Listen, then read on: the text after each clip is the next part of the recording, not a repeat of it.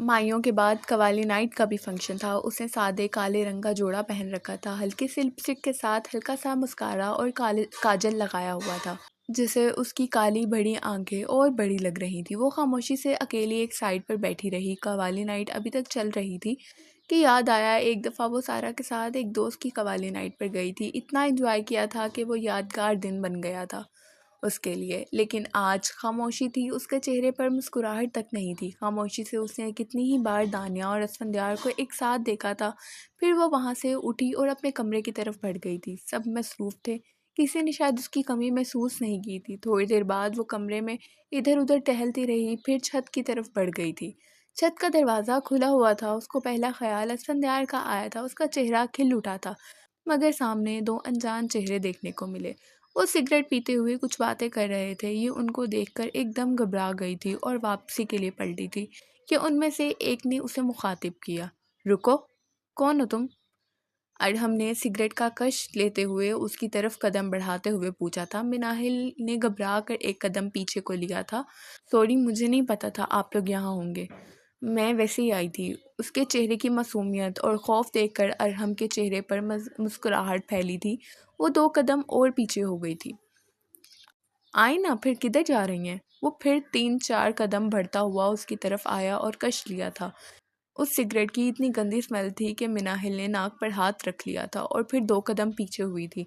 पीछे सीढ़ियाँ थीं। वो बरवक़्त अगर असफंदार उसके पीछे खड़ा ना होता तो वो सीढ़ियों से नीचे गिर सकती थी। मिनाहिल ने उसे देखा था। असफंदार ने उसके चेहरे का खौफ देखकर सामने खड़े अरहम को देखा था, जो अभी तक बेशर्मों की तरह मुस्कुरा कर उसे देख रहा था। मिनाहिल तेज से सीढ़ियाँ उतरती नीचे की तरफ चली गई थी। क्या हो रहा था यहाँ? असफंदार ने सख्ती से बोला था।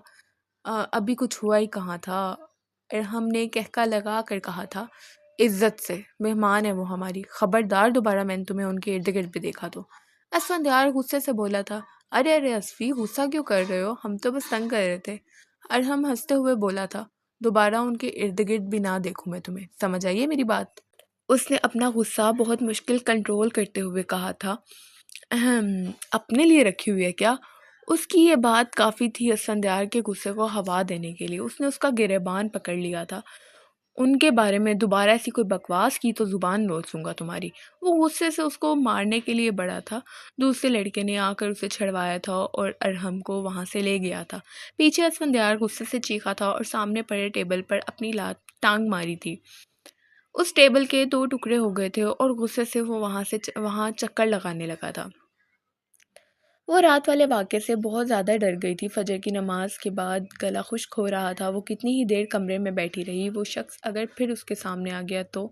थोड़ा-सा दरवाज़ा खोलकर उसने बाहर झाँका था। हर तरफ खामोशी थी। सामने ही असफंदार के कमरे का बंद दरवाज़ा उसने देखा था।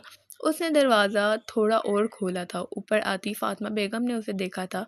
क्या हुआ बेटा, कुछ चाहिए? उन्होंने पूछा था और उसके कमरे की तरफ आई थीं। वो एकदम डर गई थी उनकी आवाज़ से। कुछ नहीं आंटी, बस पानी पीने जा रही थी। उसने पूरा दरवाज़ा खोला। वो जब नमाज चादर पहने खड़ी थी। तो बच्चे देख क्या रही हो, पी आओ ना, बल्कि रुको मैं मुलाजमा को बुलाती हूँ। फातिमा बेगम प्यार से बोली थी और मुलाजमा को आवाज़ देकर पानी लाने का बोला था। आई ना आंटी, बैठे। वो फ़ौरन आगे से हटी थी और बोली थी। फातिमा बेगम कमरे में आई थी। अकेला महसूस तो नहीं कर रही? आपकी दोस्त भी चली गई ना? उन्होंने बैठते हुए कहा था। आदत है आंटी। उसने ना में सर हिलाया था और मुस्कुरा कर कहा था। खुश रहो। मैं तो कहती हूँ बेटा, अब शादी कर लो आप भी। उन्होंने मुस्कुरा कर कहा था। खुदकुशी करने का मशवरा दे रही हैं? मिनाहल मुस्कुरा कर बोली थी। अल्लाह ना करे, अल्लाह पाक लंबी ज़िंदगी दे, हज़ारों लाखों खुशियाँ नसीब करे, आमीन। उन्होंने कहा था। असफ़ी की फूफो से मिली आप? उन्होंने पूछा था। नहीं, वो नीले सूट वाली थी, मिनाहिल ने पूछा था। लोग चेहरों से कितने मुख्तलिफ लगते हैं ना, कोई नहीं जान सकता उनके अंदर कितनी नफ़रत जमा है। उन्होंने कहा था। कोई भी शख्स अंदर से वैसा नहीं होता जैसे वो नज़र आता है। मैंने ऐसे बहुत से रिश्ते बदलते देखे हैं। मिनाहिल किसी गहरी सोच में बोली थी। मेरी नफ़रत में इतनी आगे तक आ गई कि मेरी अपनी औलाद को ही मेरे खिलाफ़ कर दिया। उनकी आवाज़ नम हो गई थी। क्यों किया उन्होंने ऐसा? मिनाहिल ने पूछा था। अपने भाई की गलतियों पर पर्दा डालने के लिए। इतने साल बीत गए, मैं उस नफ़रत को नहीं निकाल पाई उसके दिल से। उस औरत ने जो भरी थी। नफ़रत, उस नफ़रत के सामने मेरी मोहब्बत कहीं बची ही नहीं। उनकी आंखें नम हुई थीं। आप परेशान ना हो, एक माँ की मोहब्बत कभी नहीं हार सकती। एक दिन आपकी मोहब्बत के सामने वो नफ़रत हार जाएगी। उसने उनका हाथ अपने हाथ में लिया था और कहा था, इंशाल्लाह। वो नम आंखों से भी मुस्कुरा दी थी। बहुत प्यारी बच्ची हो आप, मुझे छोड़कर मत जाना। उन्होंने उसकी गाल पर हाथ रखकर कहा था, आंटी हमेशा तो नहीं रह सकती ना। मिनाहिल ने मुस्कुरा कर कहा था, रह भी सकती हो। उन्होंने मुस्कुरा कर कहा था। मिनाहिल ने उन्हें नासमझी से देखा था। ऑफिस जाना है आपने? उन्होंने पूछा था। जी आंटी। चलो मैं नाश्ता बना रही हूँ, जल्दी से आ जाओ फिर नीचे। वो उठती हुई बोली थी, आंटी आप आराम करें, अभी तो सब सो रहे हैं, मैं नाश्ता खुद बना लूँगी। मिनाहिल ने खड़े होते हुए कहा था, जब मैं हूँ तो मेरी बेटी क्यों नाश्ता बनाएगी? देखना असफ़ी भी अभी उठकर आ जाएगा। पर ऐसा ही हुआ था। अगले ही लम्हे असफंद्यार टेबल पर मौजूद था। उसके बाल गीले थे, जिससे ज़ाहिर था वो नहा कर आया था। वो खामोश बैठा था। फातिमा बेगम मुस्कुरा कर उठी थी और उसका नाश्ता बनाने लगी थी। मैं पराठा ही खाऊंगा, आप बैठ जाएं। झटका सिर्फ फातिमा बेगम को ही नहीं, मिनाहिल को भी लगा था।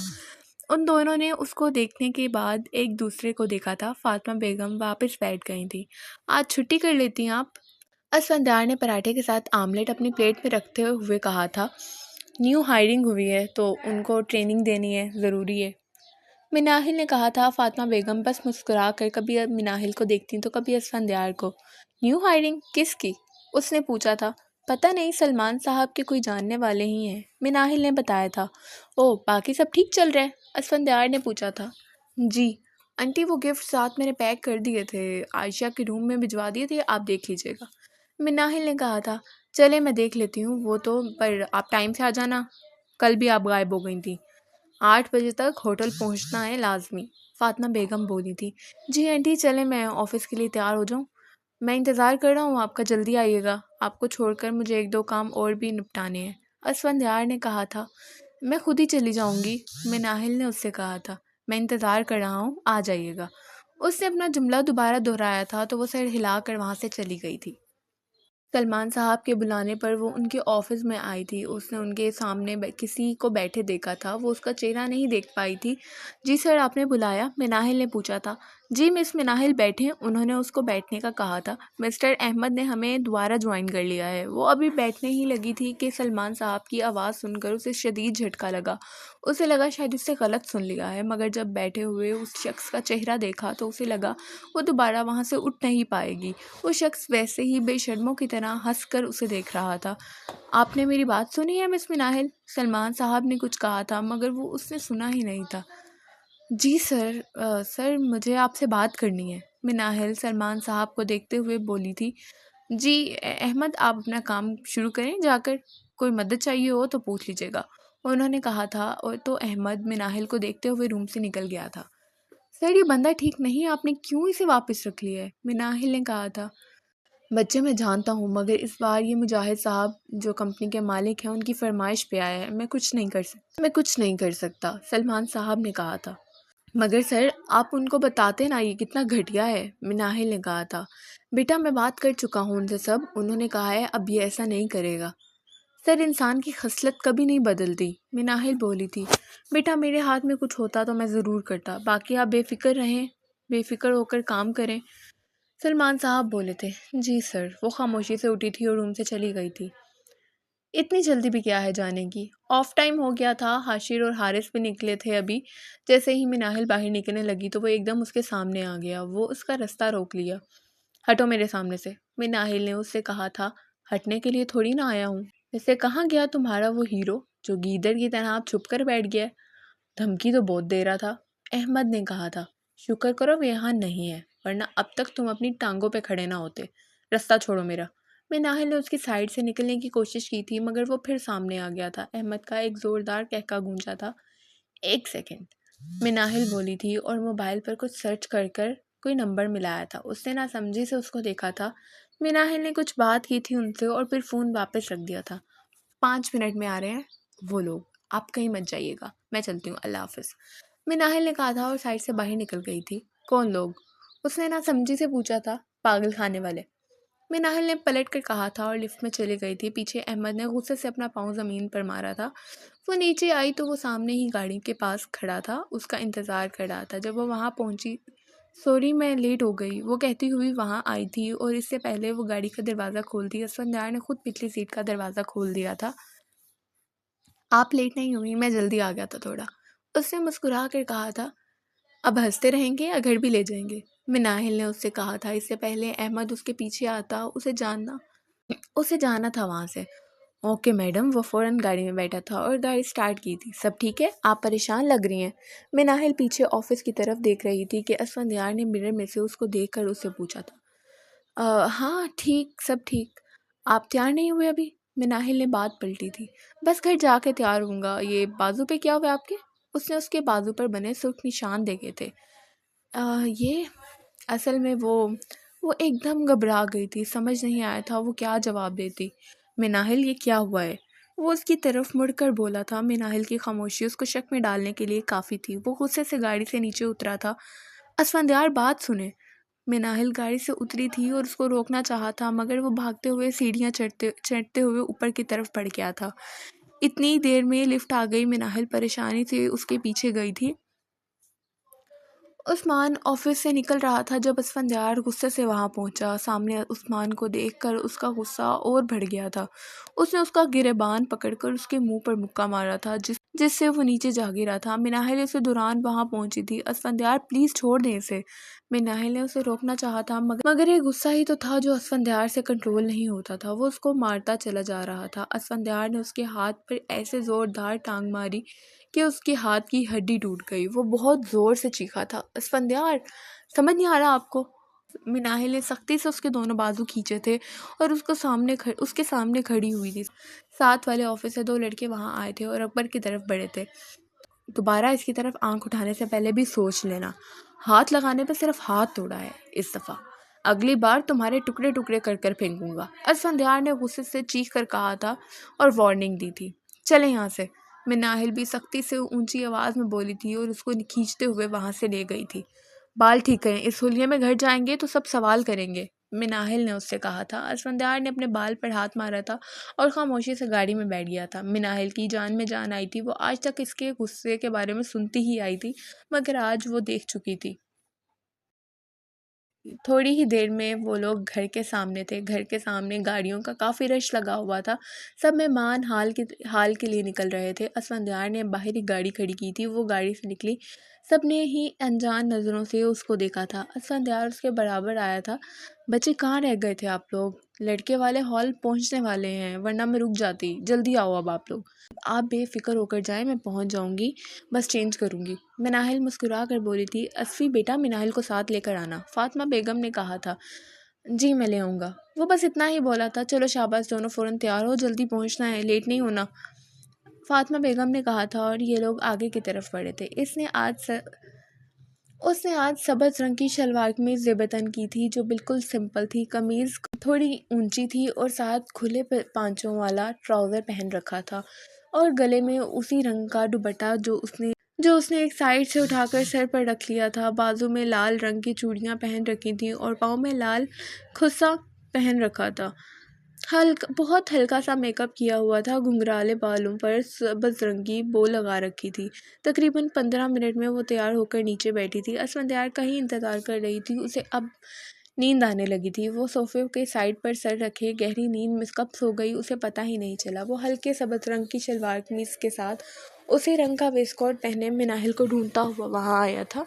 एक लम्हे के लिए वो उसके चेहरे से नज़र नहीं हटा पाया था। वो बेखबर सो रही थी। उसे ऐसा लग रहा था जैसे किसी ने कायनात का सारा सुकून उसकी हथेली पर रख दिया हो। इस लम्हे को रोक देना चाहता था हमेशा के लिए। मिनाहिल, अब तो ऐसा लगने लगा है जैसे खुदा ने आपकी मोहब्बत मुझ पर फ़र्ज़ कर दी है। वो उसी तरह खड़ा उसे देख रहा था। जब दानिया ने उसको देखा और फिर सोफे पर पड़ी मिनाहिल को, तो शदीद गुस्से में आ गई। असफंदार, वो इतनी ऊंची चीखी कि मिनाहिल भी नींद से जाग गई और फ़ौरन उठ खड़ी हुई थी। आहिस्ता बोलो, ऊंचा नहीं सुनता मैं। और तुम गई नहीं अभी तक? असफंदार ने उससे पूछा था। वो मैं तैयार हो रही थी, देखा तो सब जा चुके हैं। वो तो शुक्र है तुम अभी घर पे ही हो, बस 2 मिनट रुको, मैं हील्स पहन कर आई। तान्या ने एक नज़र मिनाहिल को देखा था, फिर उसको देख कर कहा था। उसने लहंगा पहन रखा था और लहंगे की कुर्ती इतनी छोटी थी कि अगर वो हाथ ऊपर करती तो पेट नंगा होता। वो लहंगा उठाती हुई अंदर की तरफ, बाल वगैरह ठीक करने हैं तो आप कर लें, उसने मिनाहिल को देख कर कहा था, जो अभी भी नींद में लग रही थी। नहीं, मैं ठीक हूँ, मिनाहिल ने कहा था और दुपट्टा सर के ऊपर कर लिया था। असफंदार ने मुस्कुरा कर उसे देखा था। आ जाएं फिर। वो बाहर की तरफ बढ़ा था। मिनाहिल उसके पीछे भागी थी। पिछली सीट का दरवाज़ा उसने खोला तो मिनाहिल बैठ गई। अब वो नासमझी से असफंदार को देख रही थी, जो फ्रंट सीट खोल रहा था। वो खामोशी से उसको ये करता देख रही थी। अब वो सीट को खोलकर एक साइड पर जा चुका था। इतने में ही दानिया वहाँ आई। असफंदार ड्राइविंग सीट पर मौजूद था। दानिया ने फ्रंट डोर खोला और सीट उखड़ी देखी। ये क्या हुआ? दानिया ने कहा था। ठीक करवाने वाली है सीट, तुम पीछे मिनाहिल के साथ बैठ जाओ, असफंदार ने कहा था। मिनाहिल का मुंह खुले का खुला रह गया था। वो अब समझी थी सारा मामला। वो बड़ी मुश्किल उसने अपनी हंसी कंट्रोल की थी। बिल्कुल असफंदार की सीट के पीछे हो गई थी।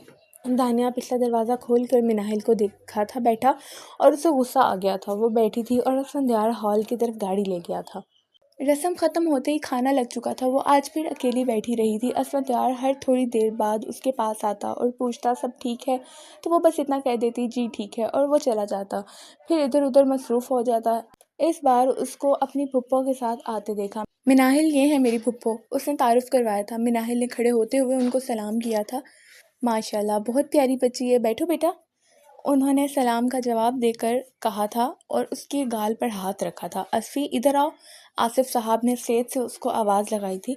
आप लोग बैठे, मैं आता हूँ, असफंदार ने कहा था और उनकी तरफ बढ़ा था। राबिया बेगम उसके सामने वाली कुर्सी पर बैठ गई थीं और उसको देख रही थीं। मिनाहिल ने कंफ्यूज होकर अपनी नज़रें झुका ली थीं। कितनी मासूम लग रही हो ना शक्ल से। राबिया बेगम की आवाज़ पर उसे ना समझी से अपनी नज़रें उठाई थीं। एक बात मेरी कान खोल कर सुन लो, जो तुम करना चाह रही हो ना, मैं वो कभी नहीं होने दूंगी। बहुत अच्छे से जानती हूँ मैं तुम जैसी लड़कियों को। जहाँ कहीं अमीर लड़का देखती हो, अपनी मीठी मीठी बातों में फंसा लेती हो। मिनाहिल को लगा था वो दोबारा हिल नहीं पाएगी। आप ये क्या बातें कर रही हैं? मिनाहिल रो देने वाली हो गई थी। वो ऐसी तो नहीं थी, फिर क्यों उसे ऐसा कहा जा रहा था? बड़े घरों में कदम रखने से पहले अपनी औकात क्यों भूल जाते हो तुम लोग? इस घर की बहू सिर्फ मेरी बेटी बनेगी। तुम जैसियों को तो असफंदार के आगे पीछे भी फिरने नहीं दूंगी मैं। 2-4 दिनों में मुझे तुम इस घर से चलती फिरती नजर आओ, समझ आई मेरी बात? वरना वो हाल करूंगी कि किसी को मुंह दिखाने के काबिल नहीं रहोगे।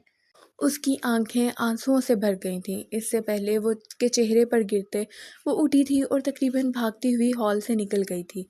स्टेज पर बैठा असफंदार इस सब से अनजान था।